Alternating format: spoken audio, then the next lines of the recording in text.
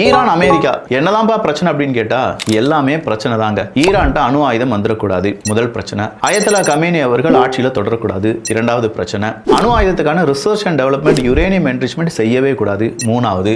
ரஷ்யாவுக்கு உதவக்கூடாது நாலாவது.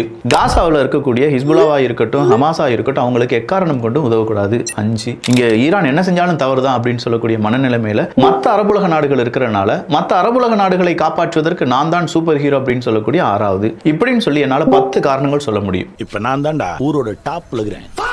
ஸோ ஈரானை அடிப்பதற்கு 10 பொருத்தமும் பக்காவா இருக்கு அப்படின்னு சொல்லி அமெரிக்கா சொல்லிட்டு இருக்காங்க.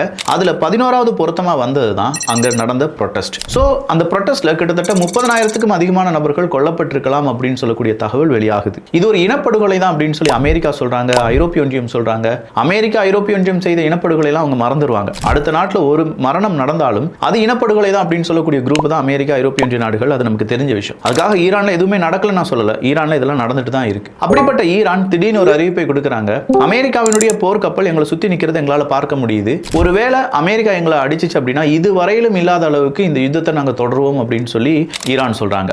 ஈரான் உனக்கு இப்படி இவ்வளவு தைரியம் வந்துச்சு, அதுவும் அமெரிக்கா எதிர்த்து பேசிட்டியா? இப்போ பொங்குனது அமெரிக்கா கிடையாது ஐரோப்பிய ஒன்றியம். ஐரோப்பிய ஒன்றியம் அமெரிக்காக்கு எதிராகத்தானே இருக்கா அப்படின்னு சொல்லியிருக்க. அப்போ ஈரான் பிரச்சனையில மட்டும் அமெரிக்காவும் ஐரோப்பிய ஒன்றியமும் ஒன்றாகி விடுவார்களா அப்படின்னு கேட்டா இந்த உறவை நீங்க புரிஞ்சுக்கிடவே முடியாது.